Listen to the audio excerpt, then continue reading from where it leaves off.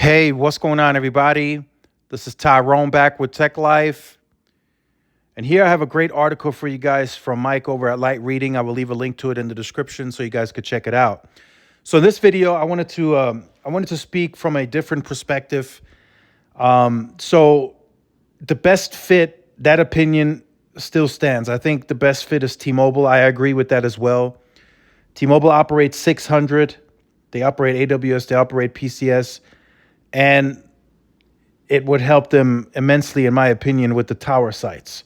They could grow their coverage and accelerate much faster versus having to build out their own exclusive sites in a lot of these more ruralish counties. Dealing with those local municipalities can be a big headache. So where US Cellular already has footprint, they already have coverage sites up, it would be a lot simpler and easier for T-Mobile to just integrate, upgrade, integrate. So from that perspective, I still stand by my opinion that the best fit is T-Mobile. Now, looking at it from a different point of view, T-Mobile may not be interested in this at all. You know, I have to say it. I have to look at it objectively. They may not care for this at all.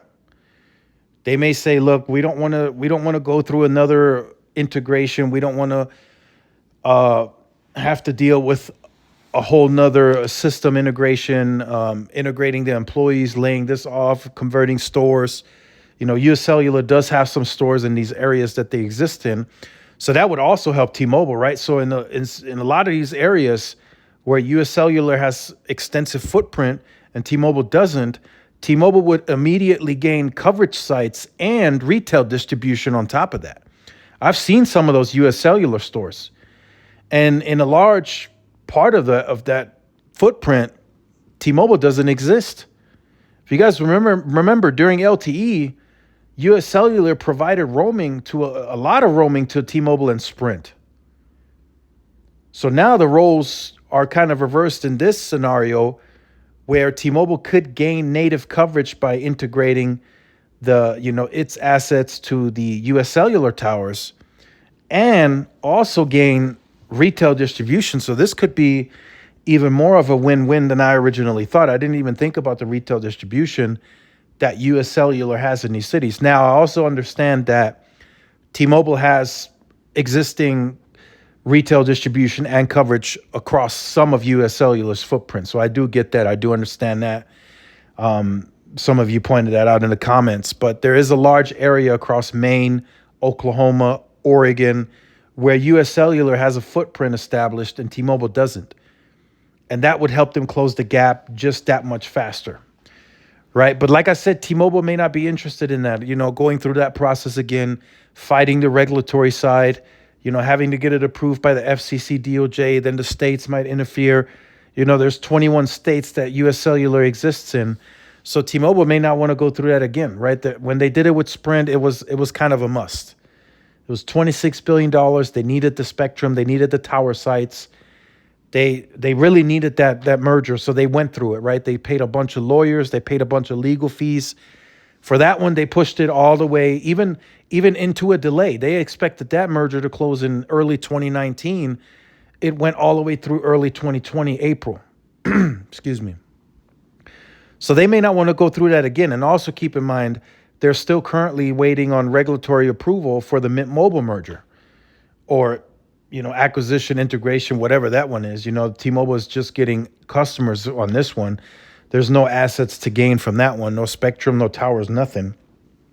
But, with US Cellular, like I said, I think this is the final missing piece to the puzzle for them. And I think it would be worth it trying to push for this one because Verizon, the way they got to where they're the size of network today, they bought a bunch of regional players. It's not often talked about, but till this day still, there are companies regionally that operate and do not own the assets because it's Verizon's. So that's some of the roaming that Verizon has out there that's not listed as natively, but it's native to the Verizon base. So if you get into that roaming zone, it's going to look like you're on the native network, but you're actually not. And that's why AT&T with FirstNet is claiming to have the largest native network in the United States, because a good portion of Verizon's coverage is actually roaming. So, just gotta point that disclaimer out. So Verizon did it, T-Mobile probably, this would be, in my opinion, this would be the last one. US Cellular would be the last regional carrier that I think that's, the largest regional carrier out there.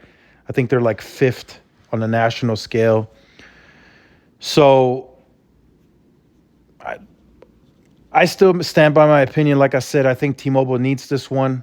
This would be the final one, in my opinion. Sprint was a big one. That was a big part of the puzzle. But I think US Cellular is the last piece to the puzzle, because there's still a lot of coverage that T-Mobile lacks. And it's going to take more capital, in my opinion, to really get to closing that gap. They're doing some sites now, like North Carolina. We saw that recently, 130 sites this year. But there's a lot of site spacing out there where they have issues that way, where they have to put more sites to offset the site spacing to give better performance. And US Cellular can help with a lot of that. And it can bring coverage and retail distribution all in one in some cases. So this is something to keep an eye out, to keep tracking, to keep updating. So I'll go ahead and do that. Just wanted to kind of speak from a different perspective that T-Mobile may not be interested in this at all. I'm sure behind the scenes, as soon as this went out, that US Cellular is exploring options. All the carriers, not just T-Mobile, all the carriers probably right away got into meetings, ran analysis. Okay, could this help our business? What does this do for us? Could we get this? They're laying out scenarios of what could happen. So right now, everybody's just, speculating, thinking about what could happen at best, because we don't know how this is going to play out. This could be all one big liquidation, and everybody just fights for the spectrum. That it could be bid on that way. It could be an acquisition. I don't think it's going to be a merger. So I don't think this is going to end up being a merger. If anything, it's going to be an acquisition. That's going to be it. It's going to have to be bought outright. The customers, the spectrum, the assets, the tower sites, I think will have to be bought outright. If I had to put a price on it, I think it's going to be between 7 to 9 billion.